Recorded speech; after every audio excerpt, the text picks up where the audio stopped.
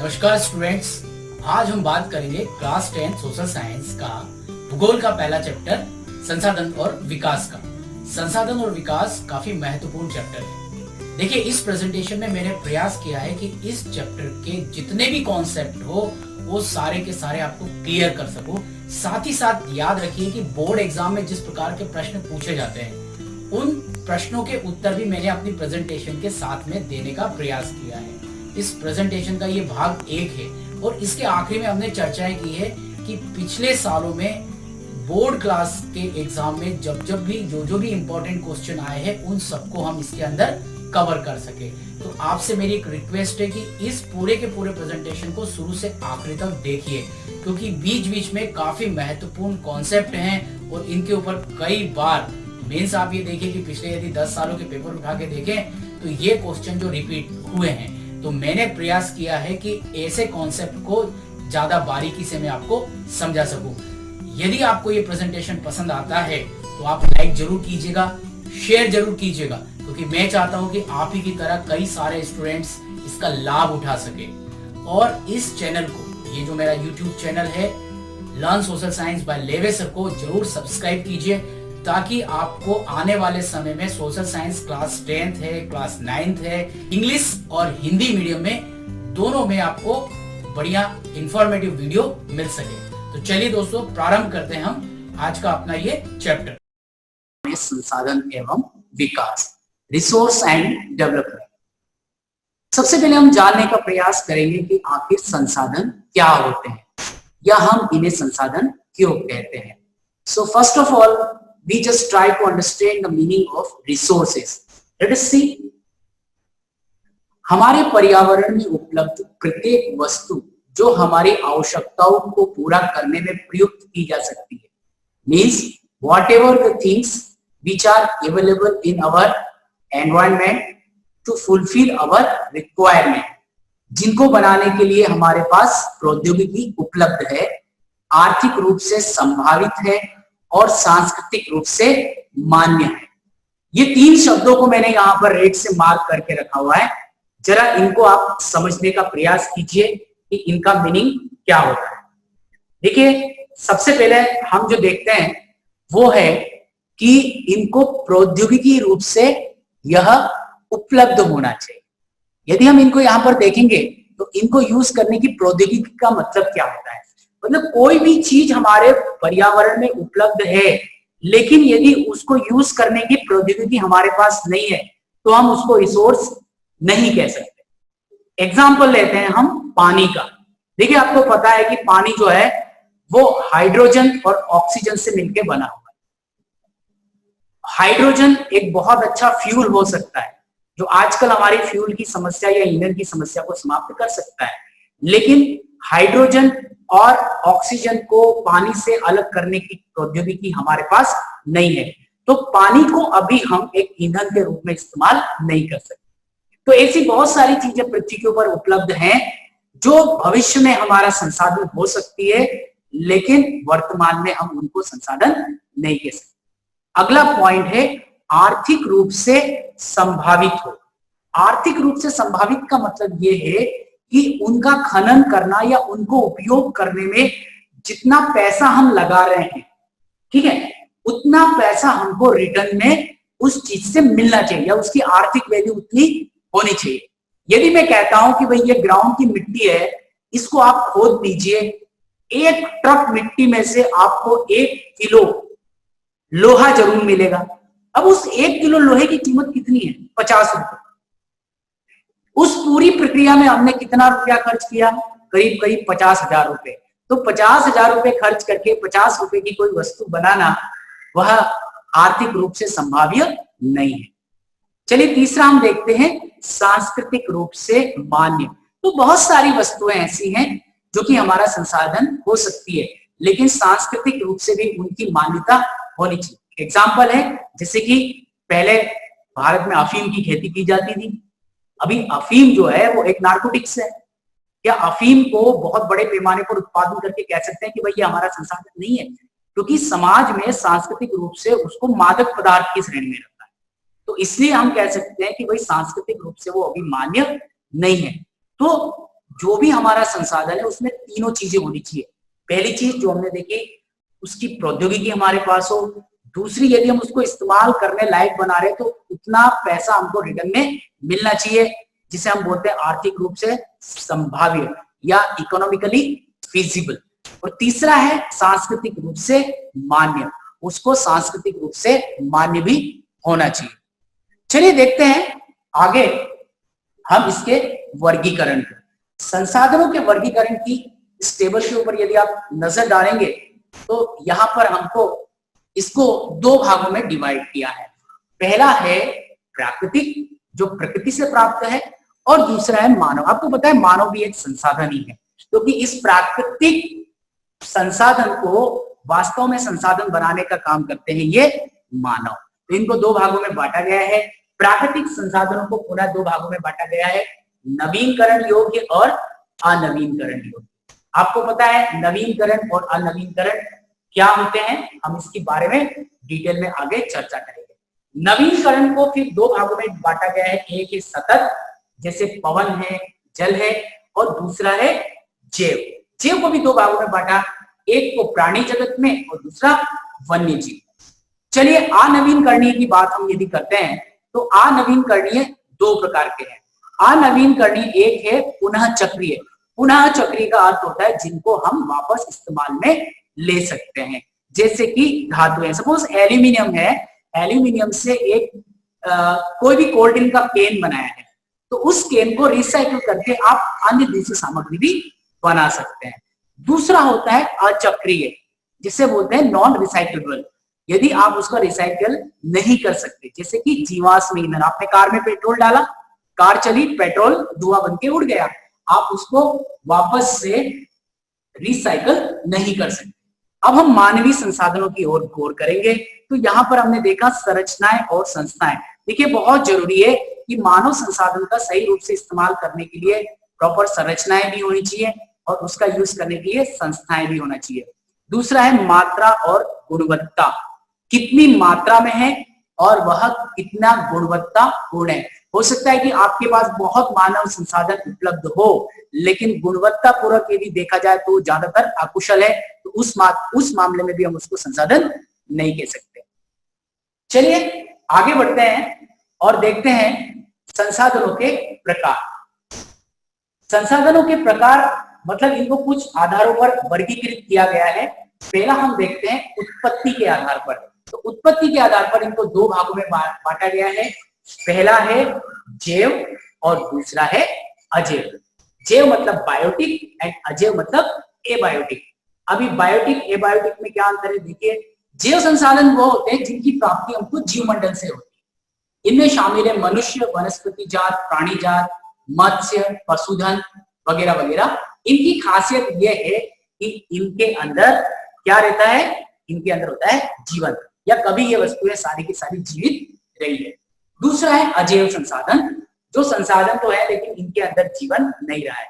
ये संसाधन हमको निर्जीव वस्तुओं से प्राप्त होते हैं। उदाहरण के लिए चट्टाने हैं, धातुएं हैं आदि। चलिए आगे बढ़ते हैं और देखते हैं इसका अगला वर्गीकरण।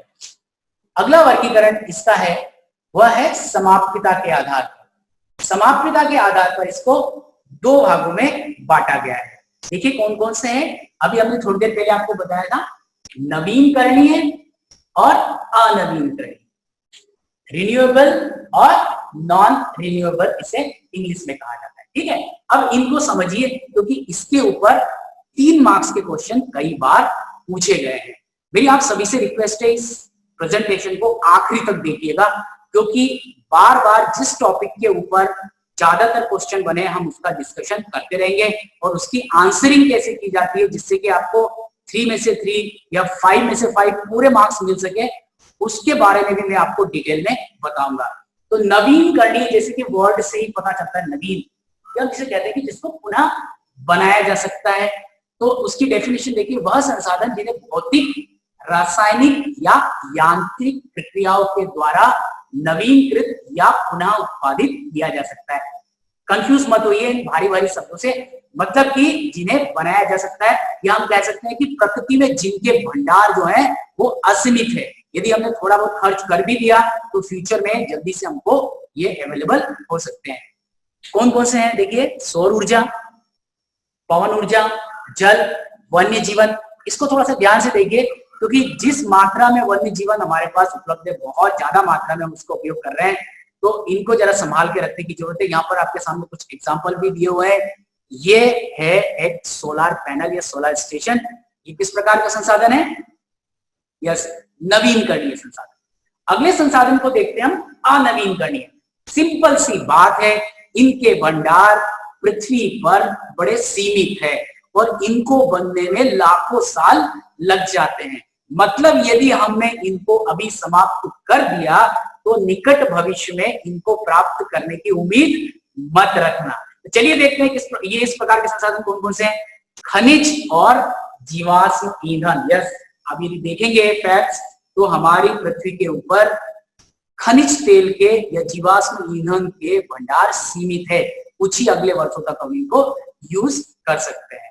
ठीक है, तो इनमें कुछ इस प्रकार से हैं जिनका हम पुनर्चक्रण कर सकते हैं, लेकिन कुछ इस प्रकार के हैं जिनको हम रिसाइकल या पुनर्चक्रण नहीं कर सकते, जिसके बारे में हमने देखा था अभी, जीवाश्म ईंधन।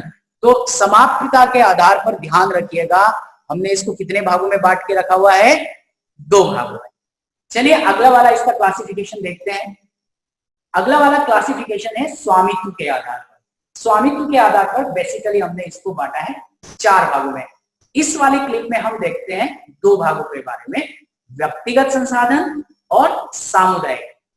सिंपल सा एग्जांपल लेते हैं व्यक्तिगत। देखिए, आपके पिताजी हैं, उनकी जमीन होगी, ठीक है, जमीन में कुआं होगा, ट्यूबवेल होगा, आपका मकान होगा, है ना। ये सारी की सारी किसी व्यक्ति की जो संपत्ति रहती है उसको हम बोलते हैं व्यक्तिगत संसाधन। दूसरा है समुदाय। आपने अपने गांव में देखा होगा, बहुत सारी जगह ऐसी होती है जिसमें सभी लोग अपने अपने पशु चरा सकते हैं। एक सामूहिक चारण की भूमि होती है, ठीक है, शमशान की भूमि होती है, गांव में अपना तालाब होता है, शहरी क्षेत्रों में आप टहलने के लिए जाते हैं, वो पार्क होते हैं, पिकनिक के स्थल होते हैं, खेल के मैदान होते हैं। ये सारे के सारे सामुदायिक स्वामित्व के आते हैं। सामुदायिक स्वामित्व से सीधी है ये एक प्रकार से हम कह सकते हैं सोसाइटी के रिसोर्सेज है, मतलब पूरी सोसाइटी में से इनको कोई भी यूज कर सकता है। चलिए आगे बढ़ते हैं और अगले क्लासिफिकेशन की तरफ देखते हैं। तो इसमें स्वामित्व के आधार पर जो आगे हमारे बच गए थे वो थे, एक है राष्ट्रीय और दूसरा है अंतरराष्ट्रीय। राष्ट्रीय का अर्थ होता है, वैसे तो देखिए जितने भी संसाधन एक देश की भौगोलिक सीमा के अंतर्गत आते हैं वो कानूनी रूप से उस राष्ट्र की संपत्ति ही होते हैं, जरूरत होने पर वह उसका इस्तेमाल कर सकता है। लेकिन फिर भी यदि मोटे तौर पर देखें तो राष्ट्रीय संसाधनों में क्या चीजें आती हैं? सड़कें हैं, नहरें हैं, रेल लाइनें हैं, सारे खनिज पदार्थ हैं, जल संसाधन है, डैम, वन्य जीव और एक समुद्री मील, मतलब 12 समुद्री मील तक का, इसको हम बोलते हैं इंग्लिश में नॉटिकल मील।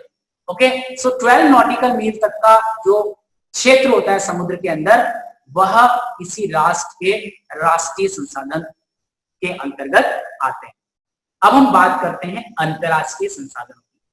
देखिए, अंतरराष्ट्रीय संसाधन सीधी सी बात है, जो किसी राष्ट्र के ना हो वो अंतरराष्ट्रीय संसाधन होते हैं। तो कोई संसाधन किसी राष्ट्र का नहीं है, ये कैसे डिसाइड करेंगे? तो इसके लिए एक अंतरराष्ट्रीय संस्था है, उन्होंने कहा है कि किसी भी देश के 200 समुद्री मील की दूरी से परे खुले महासागर में विस्तारित जो भी संसाधन पाए जाते हैं उन संसाधनों को हम अंतरराष्ट्रीय संसाधन कहते हैं। मतलब कि किसी भी देश की 200 समुद्री मील, इसको हम बोलते हैं इंग्लिश में नॉटिकल मील। इसके बारे में अब हम देखते हैं भारत का, इसको ईजेड कहा जाता है एक्चुअली। ईजेड मतलब अनन्य आर्थिक क्षेत्र। अब मैं भारत का अनन्य आर्थिक क्षेत्र के माध्यम से आपको डिटेल में इसके बारे में बताता हूं कि आखिर में अपवर्जक या अनन्य आर्थिक क्षेत्र क्या होता है। ये देखिए आपके सामने भारत का नक्शा है। इस भारत के नक्शे में लाइनें दी हुई हैं। ये जो लाइन यहां से दी हुई है ये पूरी की पूरी यहां से लेकर तो यहां तक ये पूरा भारत का अनन्य आर्थिक क्षेत्र है। यहाँ पर हमारा क्षेत्र जो है वो श्रीलंका से थोड़ा सा कट हो रहा है और इसी प्रकार से यहाँ पर जो हो रहा है वो बांग्लादेश के साथ में, और इधर म्यांमार। ये अंडमान निकोबार के आसपास का एक पूरा क्षेत्र भी हमारा अनन्य आर्थिक क्षेत्र कहलाता है। मतलब इस क्षेत्र के अंतर्गत कोई भी आर्थिक गतिविधि हम अंजाम दे सकते हैं। अच्छा, इसके बाहर का क्या? इसके बाहर की जब हम बात करते हैं तो कुछ अंतरराष्ट्रीय संस्थाएं हैं। ये अंतरराष्ट्रीय संस्थाएं जो है वो डिसाइड करती है कि भाई इस क्षेत्र में पाए जाने वाले संसाधनों के दोहन का या जो भी एक्सप्लोरेशन का अधिकार कौन से देश को है। यहाँ पर आपको अप्लाइड करना पड़ता है, मंजूरी लेना पड़ता है, उसी के बाद आप इसका इस्तेमाल कर सकते हैं। तो आई होप कि आपको EEZ या अपवर्जक आर्थिक क्षेत्र, इंग्लिश में बोलते हैं exclusive economic zone. Exclusive economic zone कभी कभी 1 मार्क्स में भी आता है कि किसी देश की कितनी समुद्री सीमा के तक उसका एक्सक्लूसिव इकोनॉमिक जोन होता है। ये देखिए GS का क्वेश्चन भी है, जनरल स्टडीज का, जो आगे कई कई एग्जाम्स में आते हैं। ये आपके 10th के एग्जाम में भी आ सकता है, तो याद रखिए कितने समुद्री मील? 200 समुद्री मील। यस, चलिए आगे देखते हैं। आगे हम देखते हैं विकास के स्तर के आधार पर इनको कितने भागों में बांटा है। इनको भी 4 भागों में बांटा गया है। यहाँ पर हम 2 भागों की पहले चर्चा करेंगे। पहला है संभावित संसाधन। संभावित संसाधन में कैसे आते हैं? देखिए, संभावित संसाधन में वो होते हैं जो किसी प्रदेश में विद्यमान होते हैं, ओके, परंतु इनका उपयोग अभी नहीं किया गया है। This type of resources are there in any state but they are not utilised till now. जैसे कि भारत के पश्चिम भाग की बात करते हैं, राजस्थान या गुजरात में, तो यहाँ पर पवन और सौर ऊर्जा की अपार संभावना है। तो धीरे धीरे प्रयोग हो रहा है, लेकिन वास्तविक अर्थ में अभी तक इनका पूरा दोहन नहीं हुआ है। ठीक है, इसी प्रकार होते हैं विकसित संसाधन। विकसित संसाधन वो होते हैं जिनका सर्वेक्षण किया जा चुका है, मतलब इनका सर्वे किया जा चुका है, उनके उपयोग की गुणवत्ता और मात्रा भी निर्धारित कर चुकी है, मतलब उनकी क्वालिटी और क्वांटिटी जो है वह निर्धारित की जा चुकी है। विकसित संसाधन कहलाते हैं संसाधनों का विकास प्रौद्योगिकी और उसकी आर्थिक संभाव्यता के स्तर पर निर्भर करता है। जब हमने संसाधनों की परिभाषा गढ़ी थी शुरुआत में, तब हमने 2 चीज देखी थी। एक तो है उसको उपयोग करने की प्रौद्योगिकी हमारे पास होना चाहिए, और दूसरा हमने देखा था कि उसको उपयोग करने की आर्थिक संभाव्यता भी होनी चाहिए। याद रखिए, आर्थिक संभाव्यता का मतलब होता है इकोनॉमिक फिजिबिलिटी। ओके, तो यह हम कह सकते हैं कि इकोनॉमिक वायलेबिलिटी। वायलेबिलिटी का मतलब होता है कि भाई यदि हम उस संसाधन को यूज कर रहे हैं तो उससे हमको इकोनॉमिक रूप से लॉस नहीं होना चाहिए। चलिए आगे बढ़ते हैं और इस क्लासिफिकेशन को और बेहतर रूप से आगे देखते हैं। आगे बाकी 2 और इसके सब पार्ट हैं। एक है भंडार। भंडार क्या होते हैं? देखिए, पर्यावरण में उपलब्ध वे पदार्थ जो मानव की आवश्यकताओं की पूर्ति कर सकते हैं, परंतु उपयुक्त प्रौद्योगिकी के अभाव में उनकी पहुंच से बाहर है। हमने अभी बात की थी थोड़ी देर पहले कि भाई आप एक पोटेंशियल बात कर सकते हैं कि हमारे पास ये संसाधन है, और यदि फ्यूचर में हम लोगों ने टेक्नोलॉजी डेवलप की तो डेफिनेटली हम उसका उपयोग कर पाएंगे। एग्जाम्पल वही जैसे पानी का दिया था। पानी क्या है? पानी है हाइड्रोजन और ऑक्सीजन का यौगिक, लेकिन क्या नहीं है हमारे पास? प्रौद्योगिकी, यानी हमारे पास टेक्नोलॉजी नहीं है। भंडार है लेकिन टेक्नोलॉजी अभी नहीं है। जब टेक्नोलॉजी आएगी तो ये कैसे हो जाएंगे? विकसित संसाधन। इसी प्रकार से अगला हम देखते हैं संचित कोष। संचित कोष में क्या होता है? यह वह संसाधन है, भंडार के एक्चुअली ये भी हिस्सा होते हैं जिन्हें उपलब्ध तकनीक ज्ञान की सहायता से प्रयोग में लाया जा सकता है। मतलब तकनीक है लेकिन अभी तक इनका प्रयोग उतनी मात्रा में नहीं हो रहा है जितनी मात्रा में हम किया जा सकता है।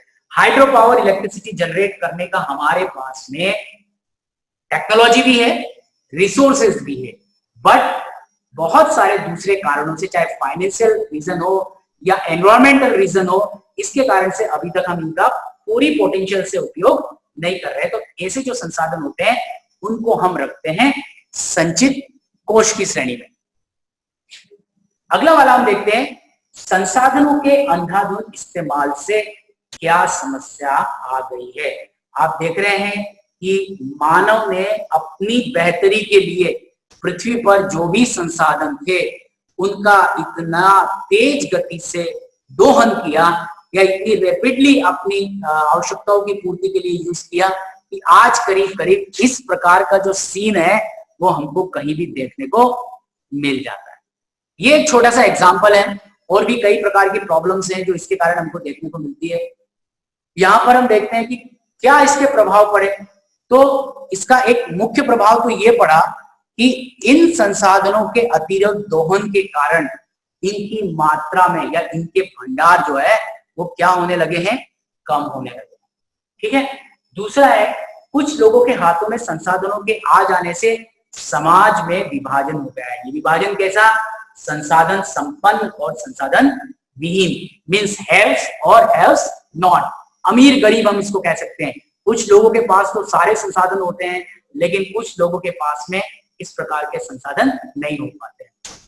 आप एग्जाम्पल यदि अंतरराष्ट्रीय स्तर पर लेते हैं तो आप देखिए कि अमेरिका या यूरोप के जो विकसित देश हैं, वहां के लोग अपने जीवन के लिए इलेक्ट्रिसिटी का इतना ज्यादा इस्तेमाल करते हैं कि सारे इक्विपमेंट, सारी की सारी चीजें, एसी वगैरह, उनको वो लोग इस्तेमाल करते हैं, अधिक से अधिक दोहन करते हैं। लेकिन आज भी विकासशील देशों के ऐसे अनेक से हिस्से हैं जहां पर लोगों की पहुंच में इलेक्ट्रिसिटी नहीं है। चलिए इसके साथ आगे देखते हैं इसने क्या किया है, वैश्विक पारिस्थितिकी तंत्र को, पूरी इकोलॉजी को डिस्टर्ब करके रख दिया है। साथ ही साथ कई सारी प्रॉब्लम्स, जैसे भूमंडल तापन, इसका मतलब ग्लोबल वार्मिंग, देखिए ओजोन डिप्लेशन, ओजोन परत का अपक्षय, एनवायरमेंटल पॉल्यूशन, भूमि निम्नीकरण, लैंड डिग्रेडेशन जैसी कई सारी समस्याएं भी इसके कारण आ सकती है। कुल मिलाकर कह सकते हैं कि संसाधनों के अंधाधुंध इस्तेमाल ने हमारे मानव जीवन पर प्रश्न चिन्ह ही लगाकर रख दिया है। अब इसके लिए विश्व स्तर पर क्या किया गया, तो इसके लिए विश्व स्तर पर एक नई प्रकार की अवधारणा का सूत्रपात हुआ, जिसे कहते हैं हम सतत पोषणीय विकास। सतत पोषणीय विकास के लिए अंतरराष्ट्रीय स्तर पर पहला प्रयास जो किया गया था बड़े पैमाने पर, वह किया गया था 1992 में, जब ब्राजील की राजधानी रियो में एक पृथ्वी सम्मेलन का आयोजन किया गया था। ये किस लिए किया गया था, वह समझने के लिए पहले हमको सतत पोषणीय विकास का अर्थ समझना पड़ेगा। देखिए हिंदी में इसके लिए कई सारे वर्ड यूज किए जाते हैं, खासकर जब आप एग्जाम पेपर की बात करेंगे तो उसमें जब हिंदी में ट्रांसलेट होता है तो कई सारे वर्ड यूज किए जाते हैं, जैसे कि सतत पोषणीय विकास यहाँ पर है, धारणीय विकास या टिकाऊ विकास। ठीक है, याद रखिए, मैं यहां पर लिख देता हूं, इसको कहते हैं धारणीय। ठीक है, धारणीय विकास भी वर्ड आ सकता है। देन दूसरा एक और वर्ड आ सकता है, वो है टिकाऊ विकास। तो आप कंफ्यूज मत होइए, इन सभी का एक ही वर्ड का मीनिंग है ये सब, जिसे इंग्लिश में कहते हैं सस्टेनेबल डेवलपमेंट, या हिंदी में हम बोलते हैं सतत पोषणीय विकास। अब जो सतत पोषणीय विकास है, यह अवधारणा रखने वाले एक्सपर्ट्स का ये कहना है कि अभी तक जो विकास की हमने परिभाषा या विकास का जो मॉडल हमने चुना है वो अधूरा मॉडल है। अधूरा मॉडल मतलब हमने क्या किया, भाई प्रकृति में जो भी उपलब्ध है सब संसाधन है और जितना आप चाहे उतना उपयोग कर सकते हो, इसका कोई गलत इफेक्ट भी नहीं पड़ेगा। लेकिन जल्दी विश्व को ये पता चल गया है कि यह विकास की अवधारणा है, यह अधूरी है। अब यदि आपको विकास करना है तो इस अवधारणा को आपको शामिल करना पड़ेगा। यह अवधारणा दो चीजों पर मुख्य रूप से ध्यान देती है। पहली बात तो विकास ऐसा हो जिससे पर्यावरण को हानि ना हो, और दूसरा विकास इस प्रकार से है जिससे संसाधनों के भंडार भी समाप्त ना हो जाए। तो किसी भी परिभाषा को रटने से पहले इन दो वर्ड को आप ध्यान रखिए। सतत पोषणीय विकास दो चीजों की डिमांड करता है, पर्यावरण संरक्षण, दूसरा संसाधन संरक्षण। मतलब ऐसा विकास जो पर्यावरण को बिना हानि पहुंचाए हो और संसाधनों का इस्तेमाल इस कुशलता के साथ किया जाए कि ये हमारी आज की आवश्यकता तो पूरी करे ही करे, भविष्य के विकास की आवश्यकताओं को ये सीमित ना करे। कुल मिला के ये है कि सारा पेट्रोल यदि आज ही हम खत्म कर देंगे तो भविष्य की पीढ़ियां साइकिल चलाएगी नहीं, इसके लिए हमको सोचना पड़ेगा। चलिए, तो इस प्रकार ये सतत पोषणीय विकास के एजेंडे पर काम करने के लिए जून 1992 में 100 से भी अधिक देशों के राष्ट्राध्यक्ष ब्राजील के शहर रियो में इकट्ठे हुए और वहां पर पृथ्वी सम्मेलन का आयोजन किया गया है। इस सम्मेलन का उद्देश्य ये था कि कुछ इस प्रकार के तरीके ढूंढे जाए जिससे कि इस पूरी यूनिवर्स में मानव का जो एकमात्र घर है पृथ्वी, उसके पर्यावरण को मानव के रहने के अनुकूल बनाया रखा जा सके। चलिए आगे बढ़ते हैं और देखते हैं कि इस सम्मेलन में क्या निकल के आया। इस सम्मेलन में जो मेन चीज निकल के आई और जिसके ऊपर प्राय 3 मार्क्स में प्रश्न भी पूछे जाते हैं, वो था एजेंडा 21। चलिए देखते हैं एजेंडा 21 क्या है। एजेंडा 21 के बारे में प्रश्न पूछे जाते हैं, जनरली 3 मार्क्स में होता है। तो सबसे पहले समझना पड़ेगा ये एजेंडा 21 क्या है। एजेंडा 21 जो है वह एक प्रकार का दस्तावेज था। दस्तावेज मतलब जब कोई भी कॉन्फ्रेंस पूरी होती है तो वह एक कुछ नियम नीति निर्माण या कोई भी एक आउटकम्स पे वो आते हैं। तो एजेंडा 21 उसी को नाम दिया गया, एक प्रकार का दस्तावेज था जिसमें क्या था कि पृथ्वी के पर्यावरण को बचाने के लिए एक कार्य योजना थी, एक एक्शन प्लान था कि भाई 21वीं सदी में, ये देखिए इसका नाम इसीलिए 21 रखा गया कि 21वीं सदी के विश्व में विश्व के पर्यावरण को किस प्रकार बचाया जा सके। तो यहां पर कुछ वर्ड है टेक्निकल, देखिए समान हितों, पारस्परिक आवश्यकताओं, सम्मिलित जिम्मेदारियों के अनुसार विश्व के देशों के बीच में एक सहयोग का माहौल बनाना जिससे क्या किया जा सके, पर्यावरण की क्षति को रोका जा सके, बड़े पैमाने पर इसी से संबंधित जो विश्व में गरीबी फैल रही है उससे निपटाया जा सके, और इसी के साथ साथ जो इस पूरी प्रक्रिया, जो विकास की इस अधूरी संकल्पना के कारण जो बीमारियां से लोग ग्रसित है उसका भी निपटान निकाला जा सके। तो यहाँ पर प्रश्न ये आ सकता है कि भाई एजेंडा 21 क्या था और इसके कोई प्रमुख उद्देश्य लिखिए या 3 उद्देश्य लिखिए, या इस प्रकार से कोई भी प्रश्न आगे आ सकता है, तो आप उसके में लिखिएगा। चलिए अब हम बात करते हैं संसाधन नियोजन की। यहाँ पर भी एक 3 मार्क्स का क्वेश्चन बनता है कि आखिर संसाधन नियोजन होता है। देखिए संसाधन नियोजन का अर्थ क्या है कि देश में उपलब्ध विभिन्न संसाधनों का कुशलता पूर्वक इस्तेमाल करना जिससे कि सभी क्षेत्रों का विकास संभव हो सके। हर क्षेत्र हर संसाधन से परिपूर्ण नहीं हो सकता। जैसे अरुणाचल में पन बिजली की अपार संभावनाएं हैं परंतु वहां पर खनिज पदार्थ नहीं है।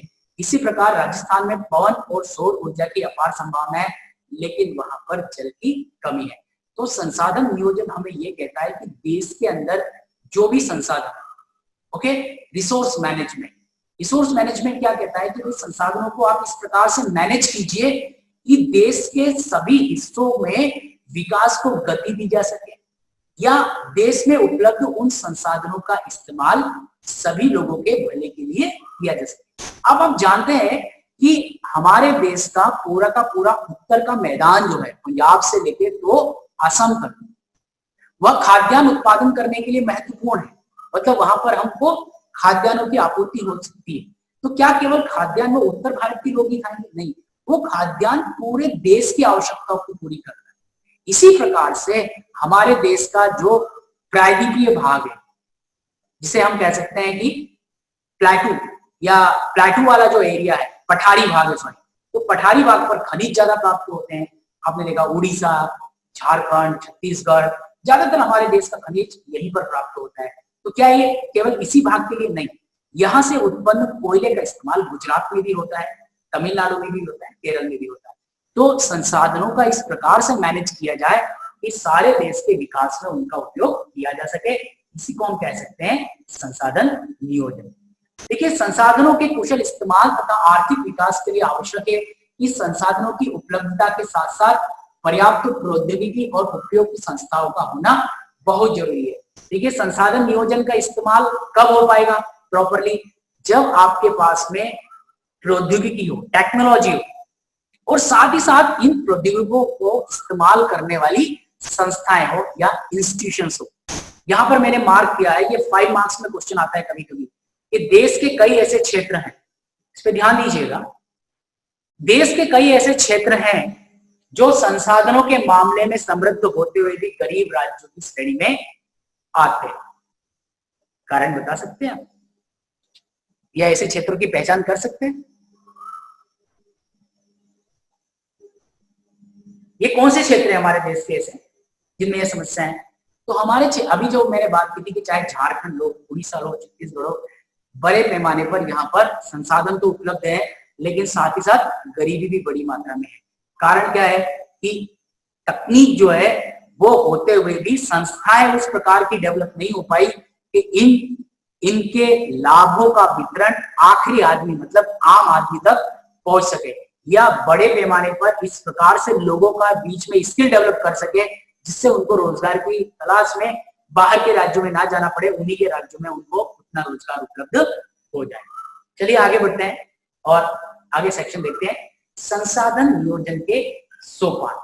इसका मतलब है कि संसाधन नियोजन के इसमें कौन कौन से स्टेजेस आते हैं।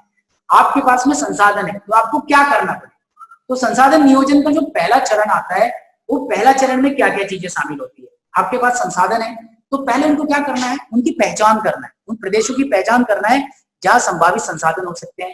पहचान करने के बाद में you have to first identify those resources, then उसका टेबुलेशन होना चाहिए, भाई कितने हैं, कितनी मात्रा में है, इसकी क्वालिटी क्या है, क्वांटिटी क्या है। देखिए, सर्वेक्षण का मानचित्र बने, संसाधनों की गुणवत्ता एवं मात्रात्मक अनुमान लगाना तथा उसका मापन करना। मतलब you have to see first identify the areas where this type of resources are available, then you have to do one survey, then according to that survey or according to finding of that survey you have to make some chart and tabulation, you have to even calculate the quality and quantity of that particular resources। तो ये पहला इसका स्तर या पहला इसका level हम कह सकते हैं। अगले लेवल में इसका क्या करेंगे, अगले लेवल में हम देखेंगे कि संसाधन की विकास योजनाएं लागू करने के लिए उपरोक्त प्रौद्योगिकी कौशल और संस्थागत ढांचा तैयार करें। इसके लिए जरूरी है कि आपके पास में इन संसाधनों का पूरा इस्तेमाल करने के लिए आपके पास उपयुक्त प्रौद्योगिकी, क्या हम कहते हैं, सुटेबल जो भी टेक्नोलॉजी है वो होना चाहिए। साथ ही साथ में जो संस्थागत ढांचा, जो इंस्टीट्यूशनल इंफ्रास्ट्रक्चर है, इंस्टीट्यूशनल पूरा का पूरा ढांचा है, वो आपको तैयार करना पड़ेगा जिससे कि इन संसाधनों का कुशलतापूर्वक इस्तेमाल किया जा सके। अगले उसमें आता है संसाधनों का विकास योजनाओं और राष्ट्रीय योजनाओं में समन्वय स्थापित करना। तो इन संसाधनों का विकास करके हम किस प्रकार राष्ट्रीय योजनाओं के साथ में इनको कोऑर्डिनेट कर सकते हैं जिससे कि राष्ट्र के विकास में अधिक से अधिक महत्वपूर्ण ये बन सके। तो ये 3 स्टेजेस होते हैं। 3 मार्क्स का क्वेश्चन आता है, संसाधन नियोजन के पहले चरण या कौन कौन से मुख्य सोपान है। तो याद रखिए कि कौन कौन से मुख्य सोपान है, ये 3 मुख्य सोपान है जो आप एग्जाम्पल में या एग्जाम के दौरान लिखेंगे। पहला है पता करना, सिंपल भाषा में। दूसरा टेक्नोलॉजी और इंस्टीट्यूशंस। तीसरे में है coordination between the developmental programme and the national projects. Okay, so ये तीनों के तीनों हैं जो आपको याद रखना है। कभी कभी एग्जाम में स्लिप हो जाता है, बट बड़ी सिंपल तरीके से आप स्टेप बाय स्टेप इसको याद रख सकते हैं। आगे बढ़ते हैं और देखते हैं हम संसाधनों का संरक्षण।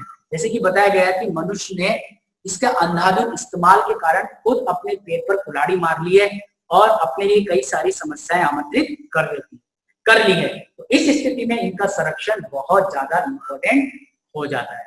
तो जनरली संसाधनों के आवेगपूर्ण उपभोग और अति उपयोग के कारण कई सारी समस्याएं उत्पन्न हो गई हैं, जैसे कि सामाजिक समस्या। अब सामाजिक समस्या में क्या हुआ, सीधी सी बात है कि समाज के 2 भागों में बढ़ जाता है, जिनके पास संसाधन है और जिनके पास संसाधन नहीं है। आर्थिक समस्या, आर्थिक समस्या में भी आप देख सकते हैं कि कुछ लोग तो ऐसे हैं जिनके पास में देश में करोड़ों अरबों रुपए हैं, उनके सभी संसाधनों पर उनकी पहुंच भी है, लेकिन कुछ लोग ऐसे हैं जिनके पास में संसाधन नहीं है। इसका बेस्ट एग्जांपल यदि आपको देखना है तो आप भारतीय ग्रामीण क्षेत्रों में भी जा सकते हैं, जहां पर कुछ थोड़े से लोगों के पास में गांव की ज्यादातर जमीन होती है, बाकी लोग उस जमीन पर काम करने वाले मजदूर होते हैं। तीसरा पर्यावरणीय समस्या, ये बहुत इंपॉर्टेंट है। ज्यादातर संसाधनों के अकुशल या गलत इस्तेमाल के कारण हमने अपने पर्यावरण को बहुत ज्यादा हानि पहुंचा दी है। और चौथा, ये आजकल बड़ा महत्वपूर्ण हो गया है, अंतर्राष्ट्रीय राजनीति। अंतर्राष्ट्रीय राजनीति एक नया टॉपिक है कि किस प्रकार संसाधनों के अकुशल इस्तेमाल ने अंतर्राष्ट्रीय राजनीति को भी पूरी तरीके से प्रभावित किया है। आप पिछले 50 सालों के युद्धों को उठा के देख लीजिए, चाहे वो खाड़ी युद्ध हो, चाहे वो अमेरिका इराक का युद्ध हो, चाहे ईरान और अमेरिका के बीच में तनातनी हो, इन सब के पीछे कहीं ना कहीं घूम फिर के कारण आते हैं संसाधनों का उपयोग। पश्चिमी देश चाहते हैं कि खाड़ी देश से मिलने वाला ईंधन उनको सस्ती दरों पर या उनको उनकी मनचाही दरों पर मिल जाए, और इसी के कारण यदि आप देखेंगे तो भले ही सद्दाम हुसैन को इराक से हटाना हुआ, या अभी लीबिया का संकट हुआ, या सीरिया का संकट है, सीरिया के अंदर भी जो ISIS और जो सारे कॉन्फ्लिक्ट्स चल रहे हैं वो कहीं ना कहीं घूम फिर के इन संसाधनों के ऊपर अधिकार करने का एक रणनीति है, इसके अलावा कुछ नहीं।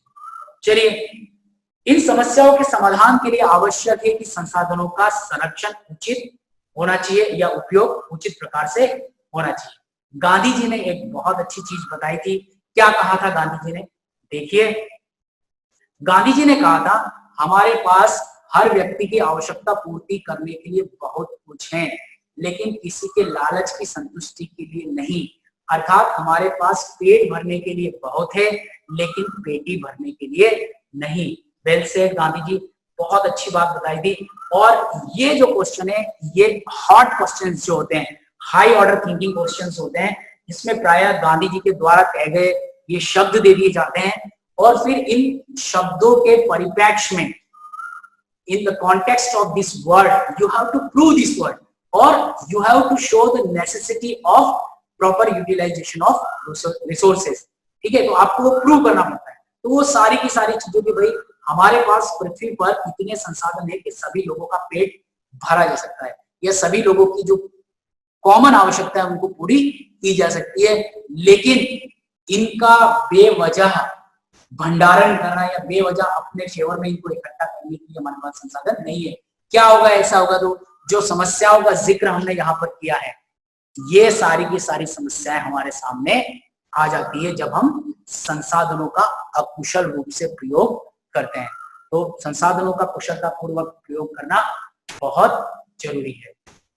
चलिए, अब हम इस सेक्शन के आखिरी उसमें आ गए हैं और देखते हैं कि क्या क्या संभावित प्रश्न इस प्रेजेंटेशन में जो मैंने टॉपिक डिस्कस किए उनमें से पूछे जा सकते हैं।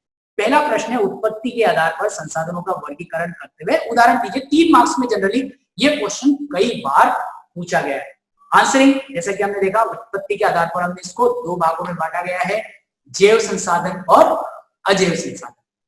ये आप लोगों ने पढ़ा है। तो इस प्रकार से आप पॉइंट वाइज बना के उसका आंसर लिख सकते हैं। आपको आराम से 3 में से 3 मार्क्स मिलेंगे।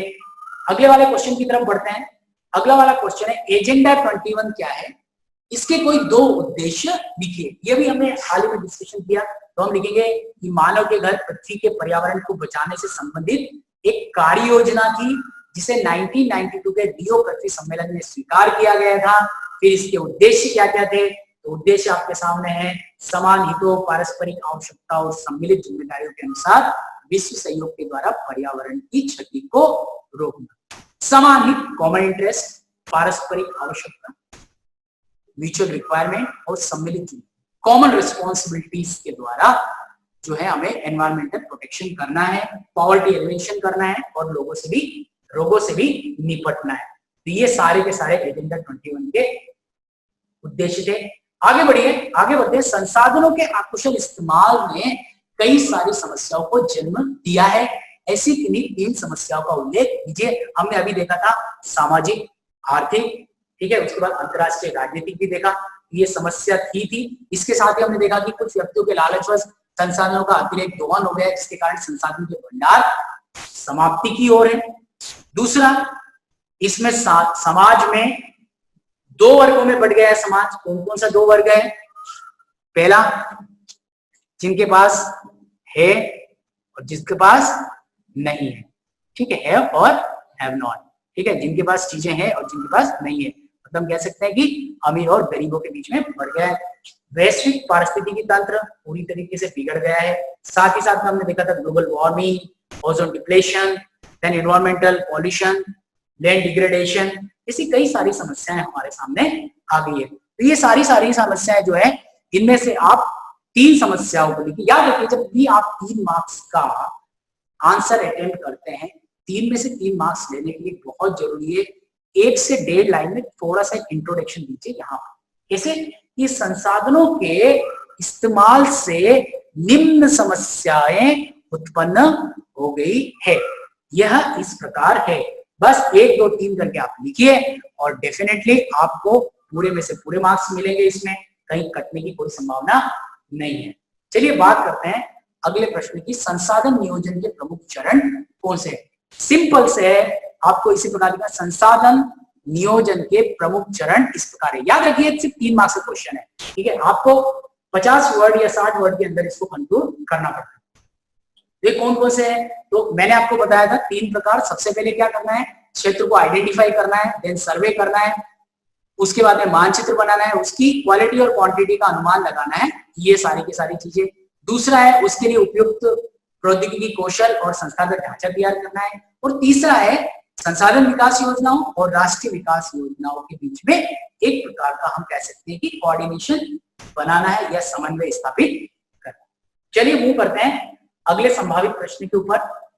ये 5 मार्क्स का, देखिए ये क्वेश्चन मैंने कई सारे जो पिछले सालों के क्वेश्चन पेपर्स हैं उनको एनालिसिस करने के बाद में देखा है कि कौन से क्वेश्चन ऐसे हैं जो इस पर्टिकुलर टॉपिक से, इन टॉपिक से रिवाइज्ड हुए हैं।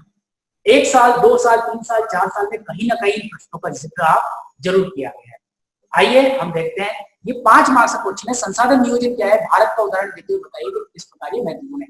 संसाधन नियोजन जैसा कि हमने बात किया था कि उसका इस प्रकार से इस्तेमाल करना जिससे कि देश के सभी हिस्सों में इसका उपयोग किया जा सके, सभी की विकास की संभावनाओं को आगे बढ़ाया जा सके। अब भारत जैसे देश के मामले में आपको देना है कि भारत के सभी जो क्षेत्र हैं वह सभी संसाधनों से परिपूर्ण नहीं है, कहीं पर कोई संसाधन ज्यादा है तो कोई संसाधन कम है। तो भारत के परिप्रेक्ष्य में पहला पॉइंट तो ये कि भाई हमारे यहाँ 135 करोड़ से अधिक आबादी है, इनको रोजगार भी देना है, इनका विकास भी करना है। तो इसके लिए पहला तो ये हो गया। कई सारे लोग ऐसे हैं जो गरीबी रेखा के नीचे हैं, उनको ऊपर लेके आना है, तो इसके लिए संसाधन नियोजन बहुत जरूरी है। विकास संबंधी आवश्यकता है, डेफिनेटली यदि देश को आगे बढ़ाना है तो विकास करना होगा, और विकास तभी हो सकता है जब वह हम कह सकते हैं कि समावेशी विकास हो, मतलब जिसमें कि सभी प्रकार के लोगों को हम शामिल कर सके। रोजगार तथा गरीबी उन्मूलन के लिए भी बहुत जरूरी है। और समावेशी विकास जिसकी मैंने अभी आपसे बात की थी, समावेशी विकास का अर्थ है सभी का विकास, मतलब इसमें अमीर आदमी का भी हो, मजदूर का विकास भी हो, किसान का विकास भी हो, सभी लोगों का विकास हो, इसे हम बोलते हैं समावेशी विकास। चलिए आगे बढ़ते हैं और देखते हैं अगला वाला क्वेश्चन क्या हो सकता है। अगला वाला क्वेश्चन है विकास की धारणा क्या है, वर्तमान समय में सिद्धांत इतना महत्वपूर्ण क्यों हो गया है। उदाहरण के सहायक आपको ये समझाना पड़ेगा। तो इसमें विकास की धारणा में यह हो सकता है कि आपको 2+3 में आ जाए, मतलब विकास की धारणा समझाने के 2 मार्क्स, ठीक है, और आगे के जो आपको उदाहरण से समझाने के 3 मार्क्स। तो कई बार ऐसे पूछ लिया जाता है 2+3 = 5 करके ऐसा लिखा रहता है, ठीक है। तो इस प्रकार के प्रश्न को कैसे सॉल्व करना है, तो धारणा, विकास की धारणा समझाने के लिए हम कह सकते हैं कि भाई विकास की धारणा जिसे हम कह सकते हैं सतत पोषणीय विकास का अर्थ क्या है। ऐसा विकास होना चाहिए जो पर्यावरण की को बिना हानि पहुंचाए हो तथा संसाधनों को भी इस प्रकार से इस्तेमाल करे जिससे कि भविष्य के विकास की संभावनाएं न्यून ना हो, ठीक है। वर्तमान सिद्धांत इतना महत्वपूर्ण क्यों हो गया है वर्तमान में, क्योंकि देखिए हमारे विकास के वर्तमान पैटर्न के कारण संसाधनों के ज्यादातर भंडार समाप्ति की ओर है। कुछ व्यक्ति के लालचवश क्या हुआ है, इनका बहुत ज्यादा दोहन हुआ है। कुछ लोगों के हाथों में संसाधन आ जाने से क्या हुआ है, समाज के अंदर संसाधन संपन्न और संसाधन विहीन लोगों में बढ़ गया है। वैश्विक पारिस्थितिकी तंत्र बिगड़ गया है। और उसके बाद आखिरी के जो पॉइंट जो मैंने आपको बताया था, भूमंडलीय तापन, ग्लोबल वार्मिंग या ओजोन परत अपक्षय या पर्यावरण प्रदूषण, भूमि निम्नीकरण जैसी कई सारी ऐसी समस्याएं हैं जिनका जो है सामना मानव जाति को आज करना पड़ रहा है। तो दोस्तों ये था मेरा आज का first part resource and development के ऊपर। सबसे इंपॉर्टेंट चीज ये है कि आपको इसमें कुछ भी डाउट हो तो आप निसंकोच पूछिएगा। मैं उसके ऊपर अपनी दूसरी प्रेजेंटेशन बनाऊंगा जिससे मुझे पता लग सके कि इस प्रेजेंटेशन के दौरान कौन कौन से ऐसे पार्ट हैं जो आपको समझने में थोड़ा सा डिफिकल्ट लगे। तो जल्दी ही मैं इसका सेकंड पार्ट भी आपको लेके आऊंगा, आपके लिए लेकर आऊंगा। आप उसे भी ध्यानपूर्वक देखिए और जो भी आपके सजेशंस है वो आपके सजेशंस जरूर इसमें लिखिएगा। सबसे मेन आपसे रिक्वेस्ट है दूसरे पार्ट को भी आप शुरू से लेके अंत तक देखिए ताकि आप इन कॉन्सेप्ट को समझ सके, क्योंकि सीबीएसई के पैटर्न के अकॉर्डिंग यह क्वेश्चन जो है वो टेक्स्ट बुक के अंदर से इन कॉन्सेप्ट के ऊपर से पूछे जाते हैं और एक बार यदि आपका कॉन्सेप्ट क्लियर रहेगा तो आपको इसमें कोई भी प्रॉब्लम नहीं होगी। चलिए, थैंक यू।